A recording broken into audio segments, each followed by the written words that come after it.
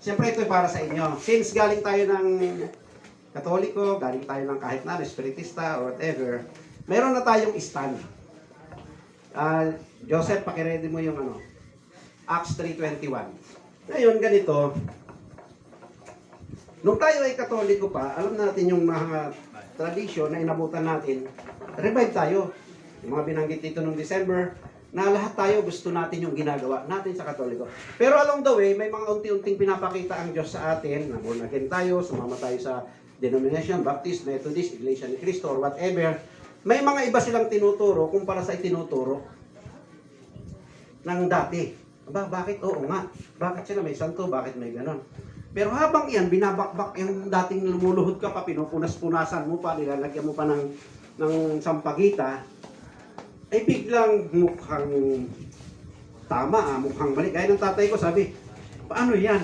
Nung nasiyaran ko na, devoto pa naman ako ni Maria, mali pala. Anong gagawin ko pala? Ganun kaya, Jerry, ligtas ako. Tatay, hahatulan ka ron sa inabot mo. So ngayon, nasa yung decision yan. Dahil nakita mong totoo ang sinasabi ko, abay, kailangan din mo na. Oo nga, paano kaya ito? Ay, natatakot siya ron sa mga kasamahan niya, mga Mariologist, na baka pag di na siya sumama sa nobena ng 9 na araw doon sa mga sa inang Maria, ay kondenahin siya. Isang masakit yan na katotohanan sa tatay ko. Inamin niya yan sa akin. Ganon din sa atin ngayon, yung binabanggit ko. Ngayon, babalik ako doon sa kwento na kilala ito. Hindi ko sabanggitin ang pangalan eh. Meron akong tiyahin na doon sa lupa namin dyan sa Ramada, naririnig ko na to, pero hindi ko lang pinapansin. Yung nanay mo, madaya. Nilipat niya yung muhon. Kaya tingnan mo, yung daan, lumaki ang lupa niyo, pero original doon. Pero alam kong sila naglipat, inilipat lang ng nanay ko. So, ito nakiramdaman ko lang. Di wala lang. Ngayon, nung binanggit niya ngayon ulit, nagkita kami, this year lang, last year, alam mo, tiyahin ganito po. Babae yun. Ang tama po riyan, ganito, dahil pinagkalat nyo nun sa aking mga pinsan, makakamatayan nyo na mandaraya ang nanay ko. Ang pandarayang yan, tatagos hanggang sa aming mga anak, dahil hindi namin nililipat yung muhon, na kesyo nilipat ng nanay ko nung araw. Ganito na lang po, para ating maayos. Magpasukat tayo, ilabas yung buong titulo ng 24 hectares na yan, mag-start tayo yung assignment niya, yung latitude niya, umpisahan mo na sa dulo hanggang doon. Ayaw niya. Ayaw niya sapagkat lalabas talaga na malaki ang nakuha niya na hindi lang kumikibo ang aking mga magulang. Kasi kako ayaw kung mangyari na mamatay kayo, mamatay si nanay, na nakatanim sa mga anak ninyo, na ang nanay ko ay mandaraya, magulang ko ay mandaraya, at tatagos yan hanggang sa amin. Ngayon palang ipasukat na natin. Ayaw niya. Ayaw niya. Hindi, tama na yan. Nandyan na yan. Habang sinasabi niyan, tumatakbo sa akin. Na once upon a time, ganyan din ako. Once upon a time, maaring ganyan din kayo. O maaring ganun ngayon, sapagkat ang problem, ayaw mo dun sa katotohanan na pag-usapan. Iiwas ka.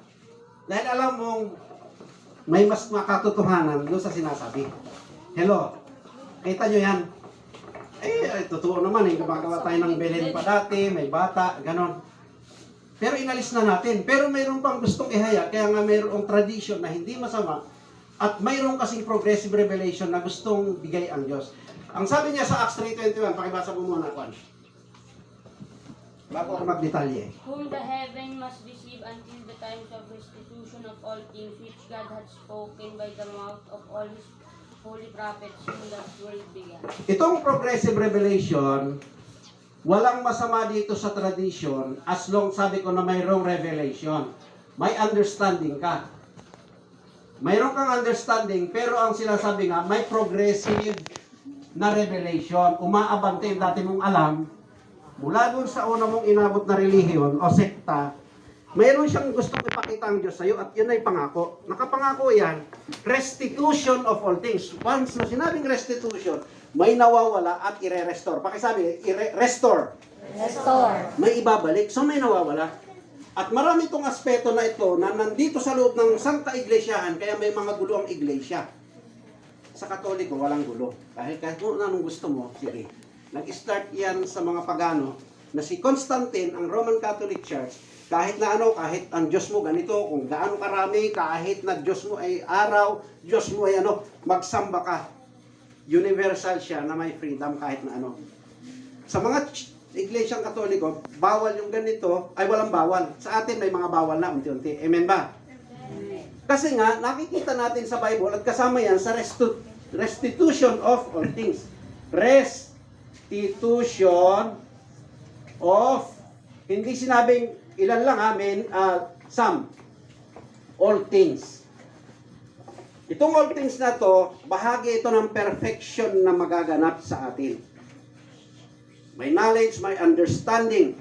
At habang binabalangkas mo to kung paano ang isang bata, sa umpisa ay dede, sa sunod ay lugaw, sa susunod ay gulay, pero habang lumalaki siya, hindi pwedeng lugaw hanggang ano. Dapat kumain siya ng karne. Amen ba? Matitigas na bagay kasi para lumakas, sabi ng Bisaya, ang pusog mo, ang katawan. Pag puro gulay, hindi ka rin lalakas, kailangan balansyado, may karne. Hindi rin pwedeng puro karne agad, mabibilao ka ng bata. Hello? May proseso, kaya may progressive revelation. So, balik tayo.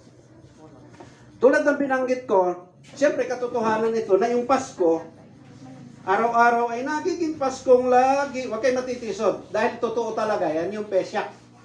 Pesak. Sa Hebro. Yung Pesak, bakit araw-araw ay naging laging-lagi? Doon sa binasang yan, on the 14th day of the first month, magkakatay kayo ng kordero. Hindi ko na didetalyehin yan. Diyan mismo sa talata ng Exodus, nang galing yan sa Exodus 12, makikita mo kung anong buwan talaga ipinanganak si Kristo. Makikita nyo. Nandyan mismo nakasulat. Pag binaybay nyo, magtanong kayo sa akin para makipakita ko sa inyo ng malinaw. At yan ay itinuro sa kanila kaagad ng gabi bago sila lumabas sa Ehipto. Pero paglabas nila sa Ehipto, nagbabackslide na sila. So ang nangyari ngayon, ang ginawa na lang ng Diyos, ginawa na lang niyang batas, sundin nyo. Binatas na niya. Dati masaya pa silang sinusunod. Nung umpisa, pero bandang huli, ayaw na nila. Ginawa na lang batas ng Diyos, kaya merong Levitical commandments na mga feast, gawin nyo na lang. Sige, para maging, maging kalakaran na lang muna, kahit ayaw nyo na, kahit sumunod na lang muna kayo, parang ganyan. Yung piyesta naman natin dito ngayon nangyayari, Pastor San Leonardo, hindi na, palayo na sa Diyos yan. Tao na ang tinataas at yung panahon na ng tao. So, kailangan dyan, makikita nyo yan. Hindi masama na nagpipiesta ka, pero ito ang habol niya, piyesta kay Kristo according to the word. Yung Passover, kakatayin daw yung kordero sa 14th day. Pero bakit isang beses lang? Bakit isang beses lang sa kanila?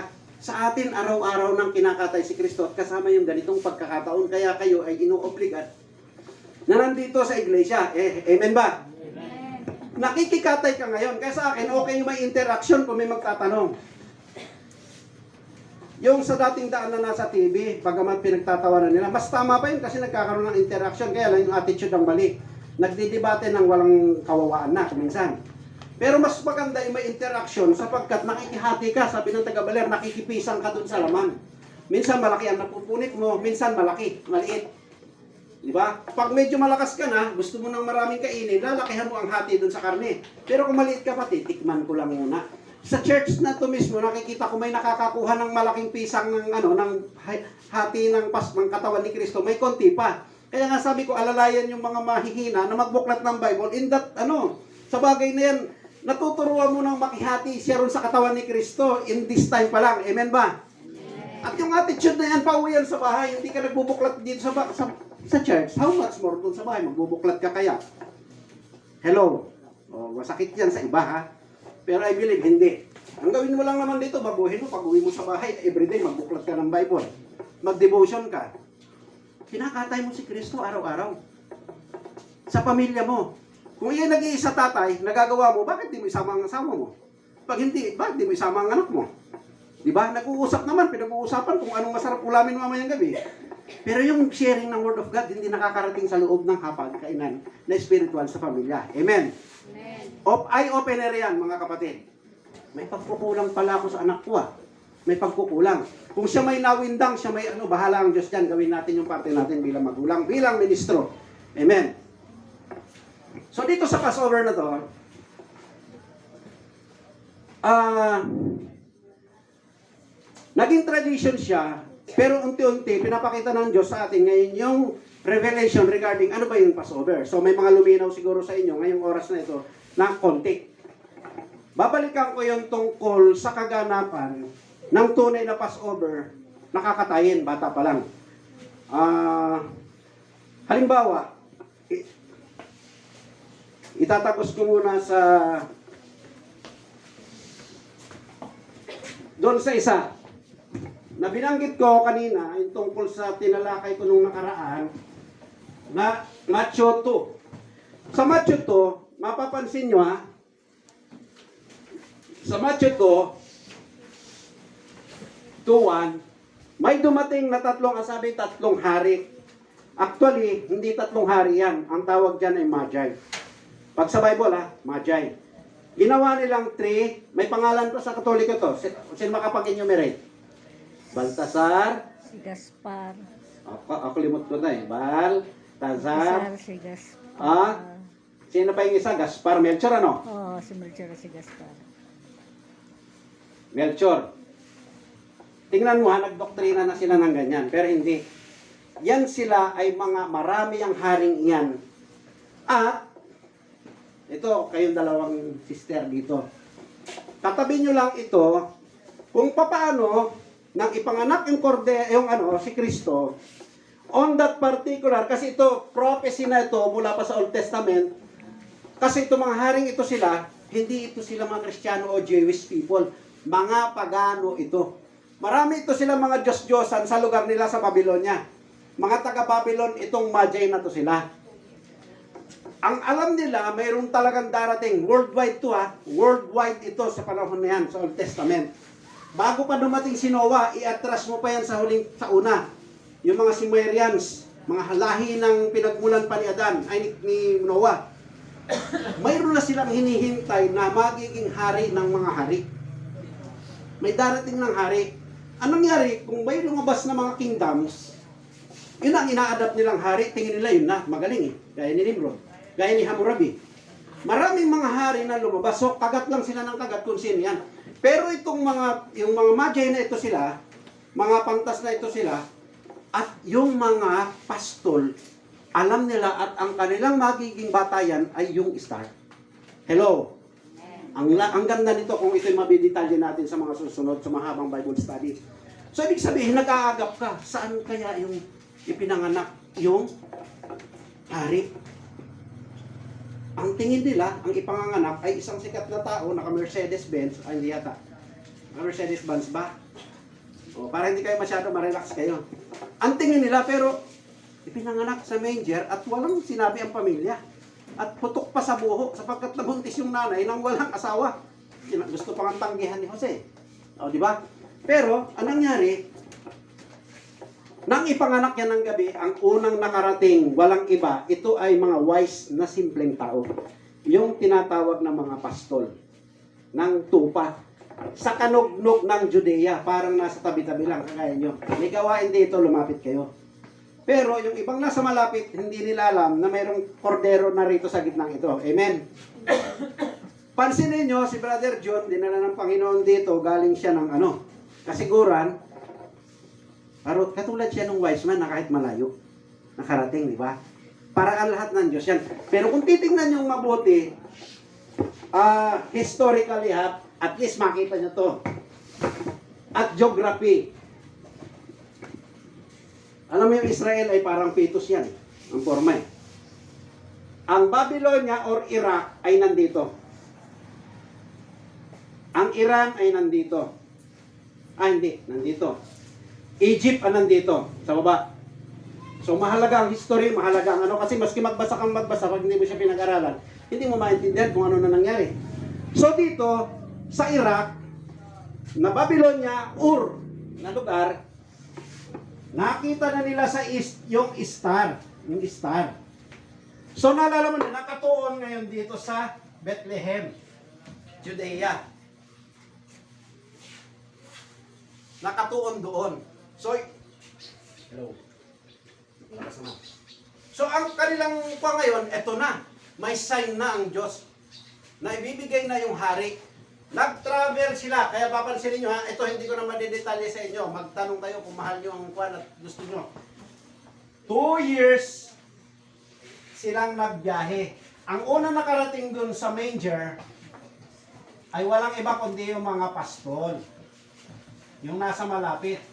Pero itong mga hari na tinasabi ay 2 years sila nag-travel. Nang gabing ipanganak, sino sumagot dito ng ano?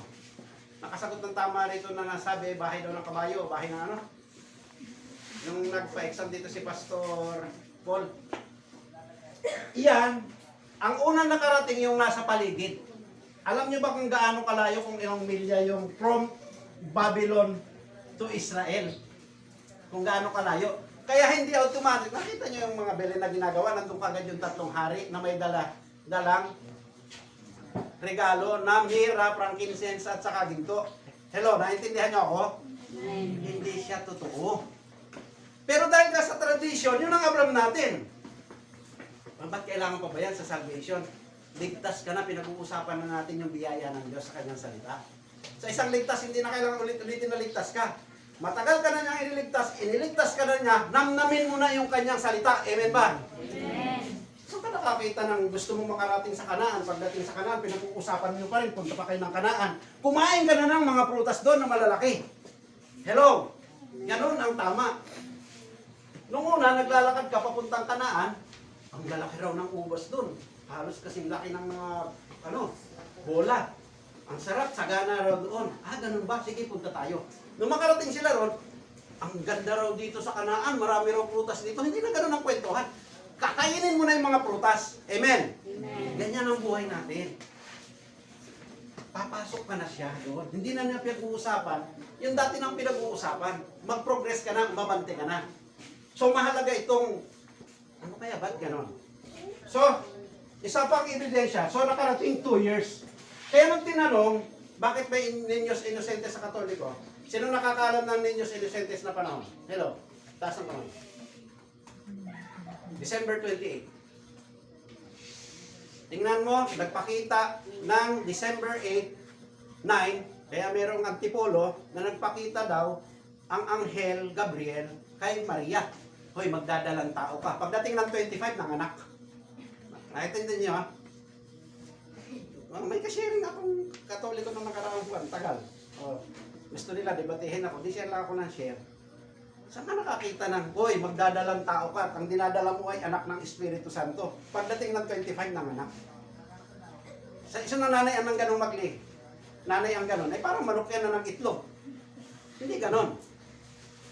So, yung mga bagay na yan, pag hindi mo pinansin, Kristiyano ka pero hindi mo naintindihan ng kanyang salita dahil ayaw mo magsaliksik. Amen ba? Amen. Hindi ka mabubusog, hindi ka makukumpleto. Part itong pagtuturo ng paglago. Mayroon pa kayo. Si Brother Jerome nga eh. Tinitingnan ko. Sipag siya. Sabi niya, hindi naman ako magaling pero gusto ko, Pastor, madagdagan. Engineer na siya, bakit nagmamasteral siya? Alam niya kahit may engineer na siya, may kulang pa siya para makumpleto ng mas higit. Si Pastor Giovanni, engineer siya pero dapat kung gusto niya tumaas, mag-PPE pa siya. Professional engineer talaga. At magbo-board siya, mag-exam siya ulit pag hindi siya nakapasa. Engineer kang tinatawag. So sa hierarchy mismo ng mga engineer na ganyan, pag hindi ka nagpasteral, mababa ang tingin nila sa'yo. Bukod sa mababa ng pinagmulan mong university, ngisihan ka ng mga kasaway mga taga-UP, Mapua, Ateneo, Lasal, TIP. Yan yung ano. Kasi ang titingnan na nila kung saan nanggaling. Pero ikaw, masteral ka. Nagmasteral siya, halimbawa lang sabi niya, TIP, Mapua. Okay yan. Kasi maski graduate ka lang, hindi natin binababa ang ascot ay Lyceum or whatever. Pero dahil nga ganun ang kalakaran ng tao, magmamasteral siya, nagmamasteral siya sa Mapua. Dahil number 1, pagdating sa civil engineering, ang Mapua. Di kalibre ka, basta nakagraduate ka riyan. So yan yung gusto kong ipakita. Kung paano nagsisikap tayo dito sa malupang bagay na nagdadagdag tayo, mas higit itong para sa buhay na walang hanggan. Amen ba? Amen. Eh, maski nga si Brad Jerome ang makatayo ng Burj Khalifa rito sa Aurora kasi taas ng nasa Dubai na building. O, di ba?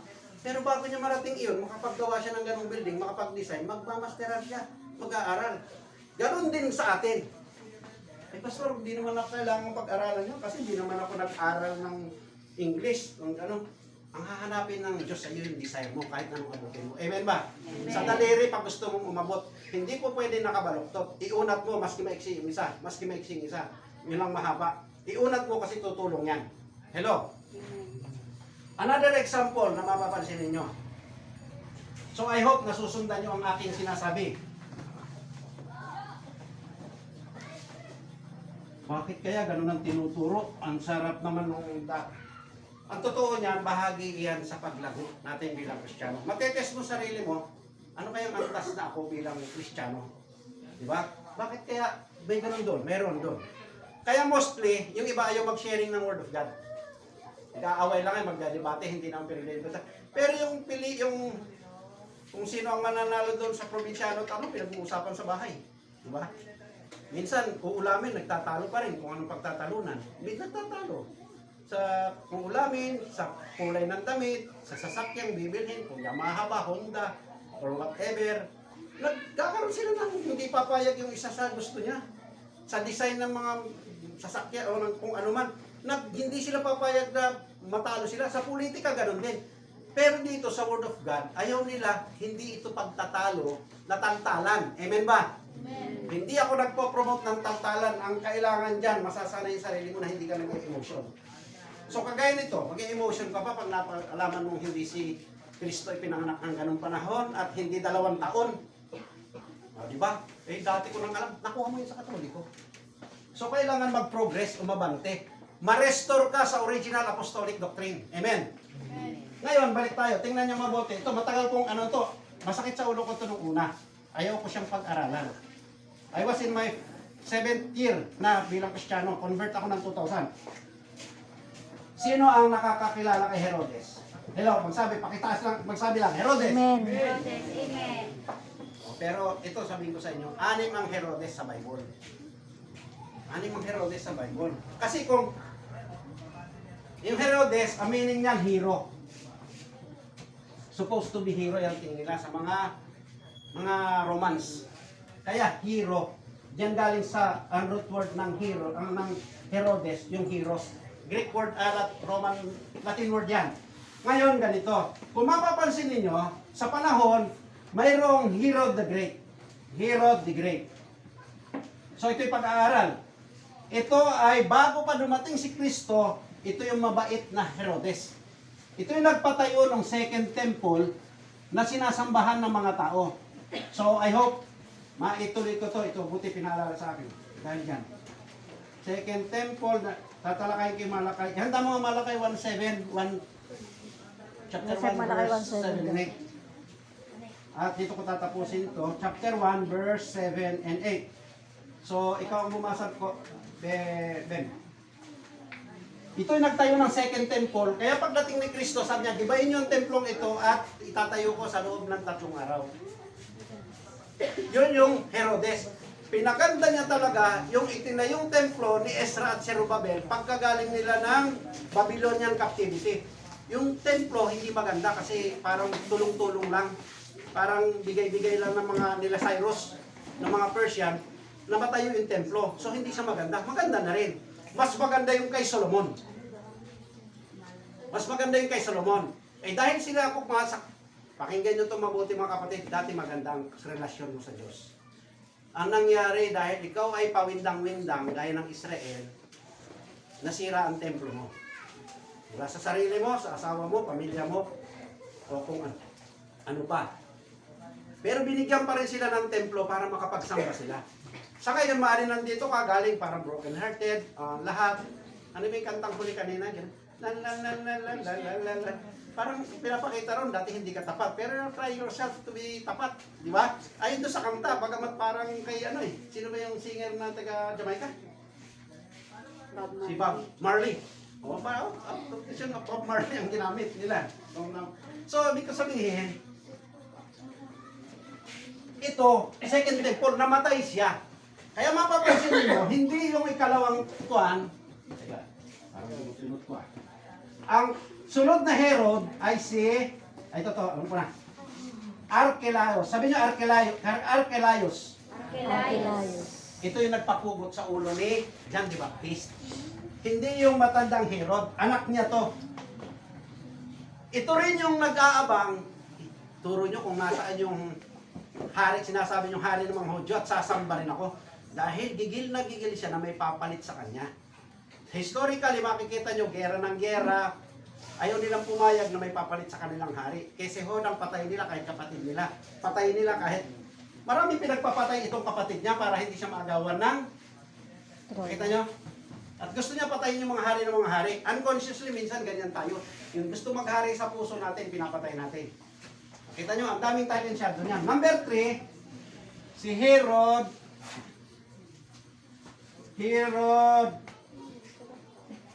the Tetrarch. So at least, tandaan nyo na lang. Dapat nag-take note. Tapos si Herod Antipas. Number 5, Herod Agrippa. Mapapansin nyo sa Acts 2 na nandun si Pablo. Meron siyang, nagpapaliwanag siya kay Haring Agrippa, di ba? Kay Herodes. Ibang Herodes yan.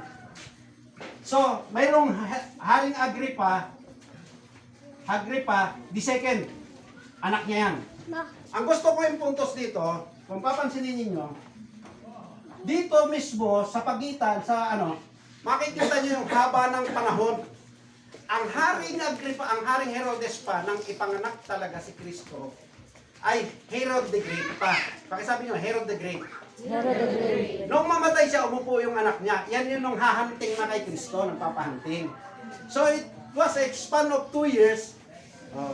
Tulad ng sabi ko sa inyo, hindi ko nililipat ang muhon ninyo ng inyong tinutungtungang ground regarding sa inyong understanding within the perimeter of the Bible.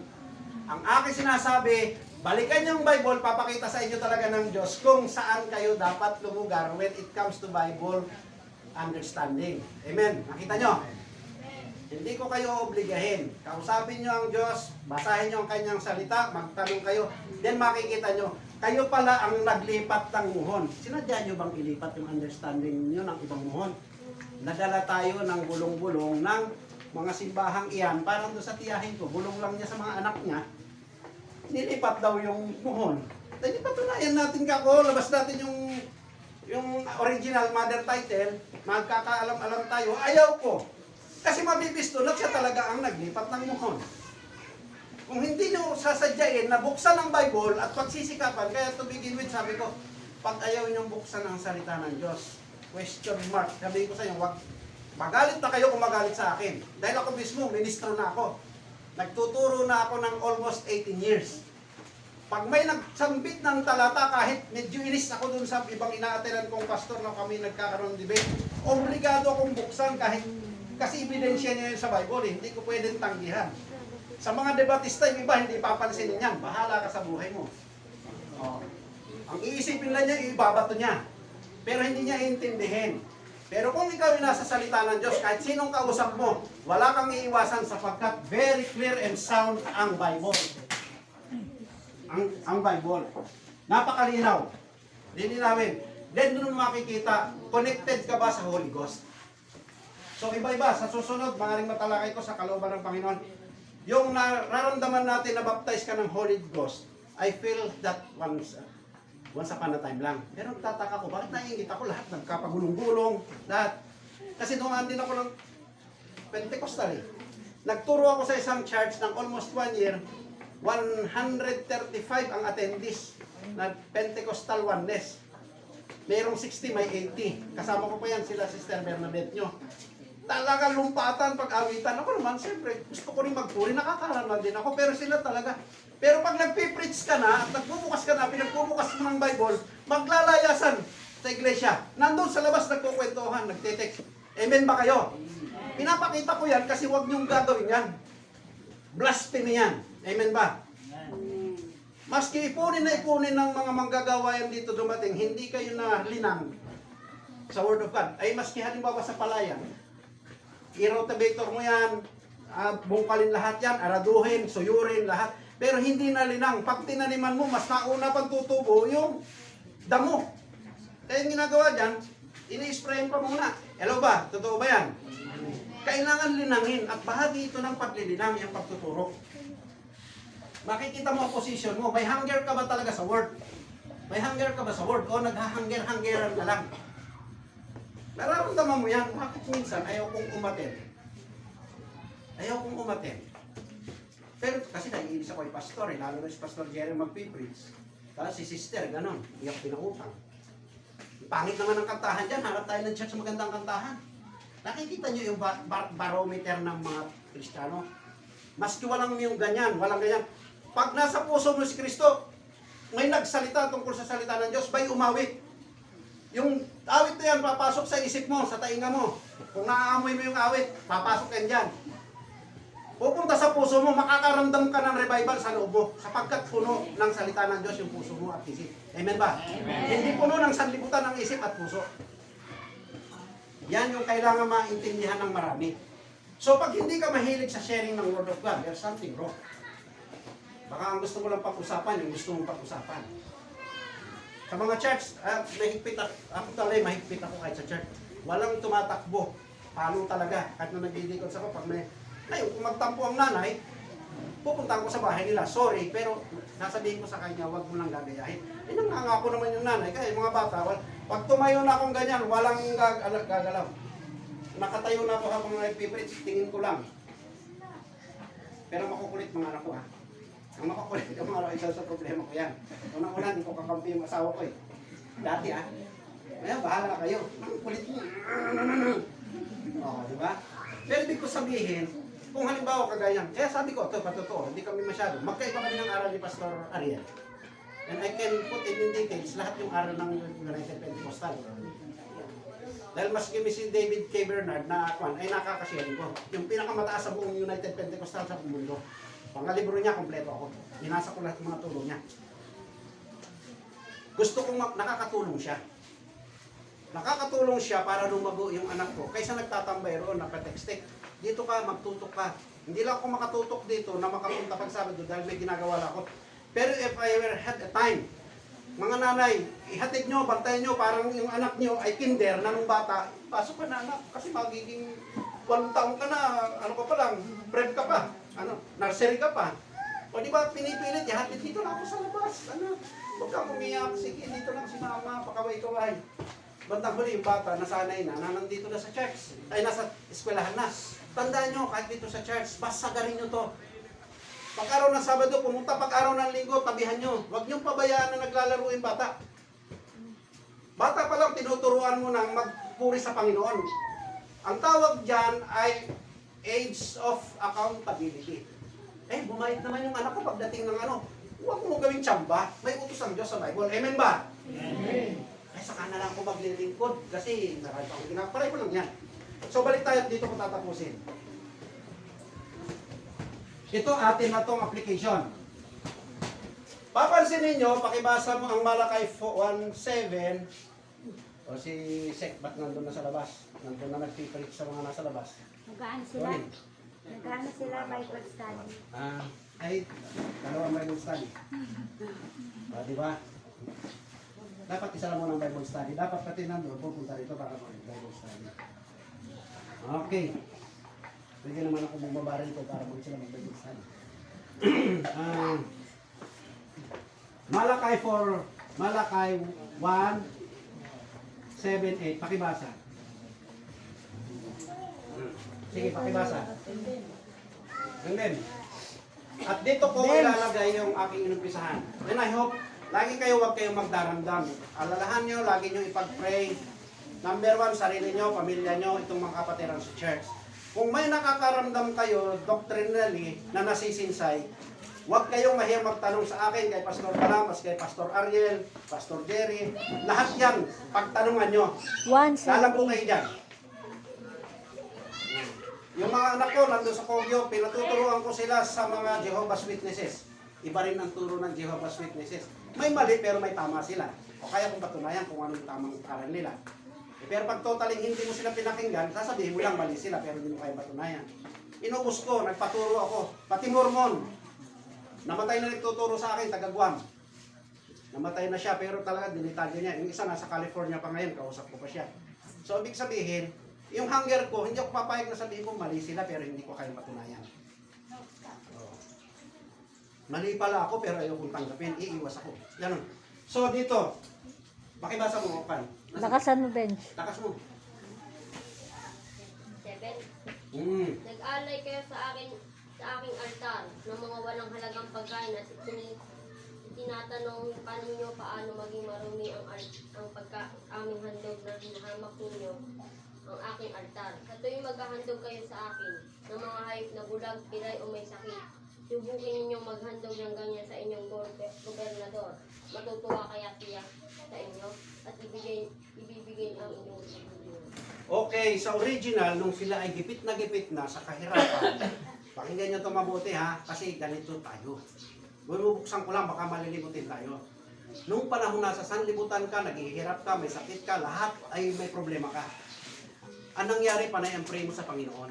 Pero bandang huli, nung ibinigay naman Panginoon sa iyo, katulad ng Israel, Panginoon, bigay mo na sa amin yung aming pinangako mo na tagapagligtas mula pa sa Eden.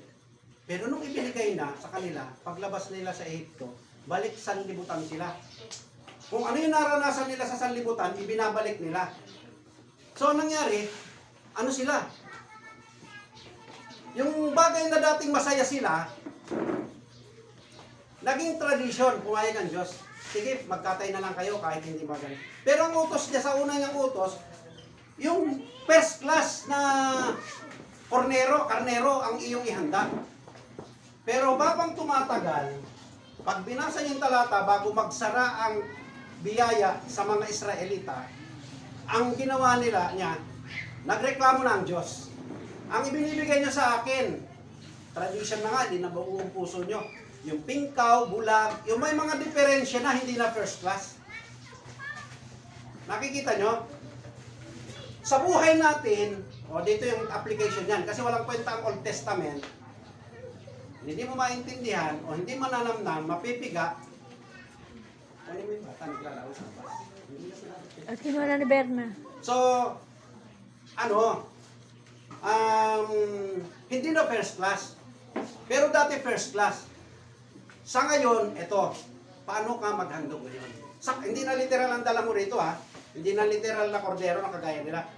Ang kailangan mong dala-dala rito, yung mismong living sacrifice ka na. Amen ba? Amen. Tapat ka ba? Nakahanda ka ba na inihanda mo yung sarili mo katulad ng kordero na kakatayin? Sa oras na to, kung mapapansin nyo, para kayong kinakatay dito sa mga bagay na binabanggit ko.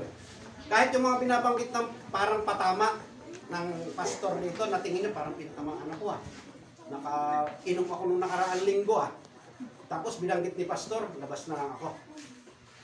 Ako hindi na ako nabira ng ganyan na inom-inom, barikada, masasamang ganyan. Hindi na. Ang pinag-uusapan ko na, dalhin mo na sa tama. Ang rebuke mo, pabaya ka sa Word of God. Pag nagpabaya ka kasi sa Word of God, hindi mo siya talaga siniseryoso. Pwedeng wala kang bisyo, pero mas masahol pa ang iyong attitude sa may bisyo. Amen ba? Tatandaan nyo mga kapatid, isang diretso kung sasabihin yan, huwag kayong magdaramdam. Lagi nyo. Kaya ito, binanggit niya, yung Passover, naging tradition na sa kanila. Sa atin, nagkakaroon na ng tinatawag na revelation. Pakisabi, revelation. Revelation. Itong understanding na to, lahat pala na naganap sa Old Testament, ang application pala tayo ang nakikinabang ngayon.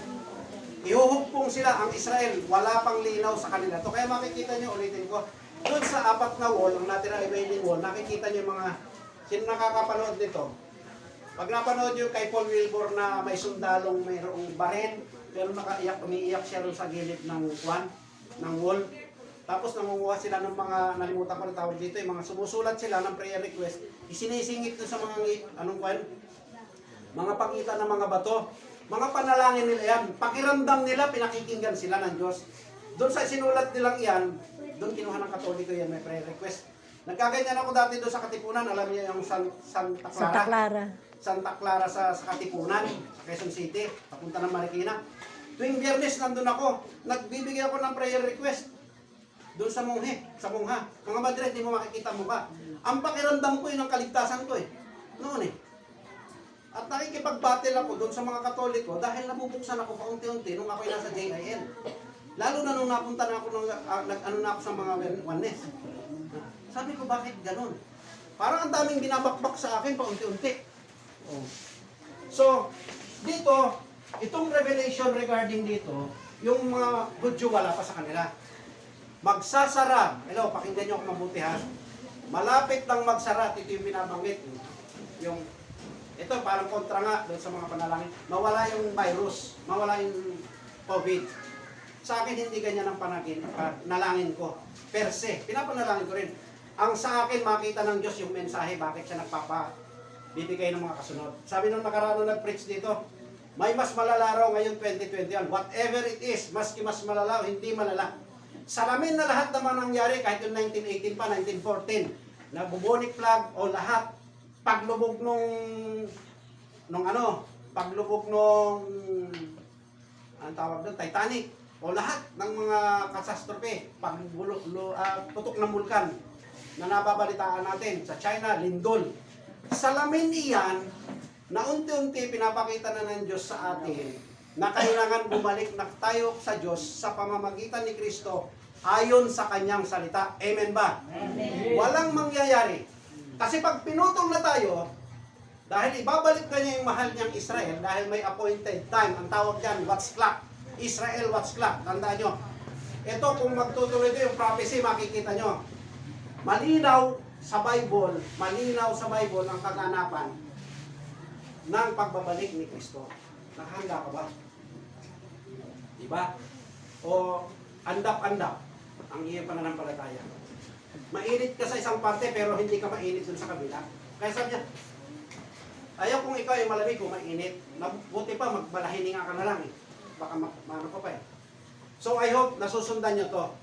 Nakikita ninyo kung bakit ang Diyos nagpapahayag sa kalagitnaan natin sa salamin ng nasa Bible. Pag luminaw sa iyo yan, then maghahanda ka. Maghahanda ka. At hindi lang paghahanda sa sarili mo. Nang umattend ka sana tuwing Sunday, mag-attend kami. Salamat sa Diyos. Ang pag-attend mo sa Sunday, isang tungtungan to na parang eskwelahan, i-apply mo sa buong buhay mo. Sa araw-araw tulad ng Passover. Nung Pasko, araw-araw ay nagiging Paskong lagi.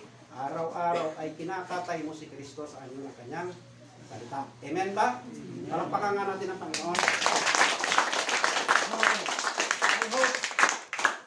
I hope yan ay makalakas sa inyo. Sabi ko anytime, yung number ko nandiyan, pwede kayo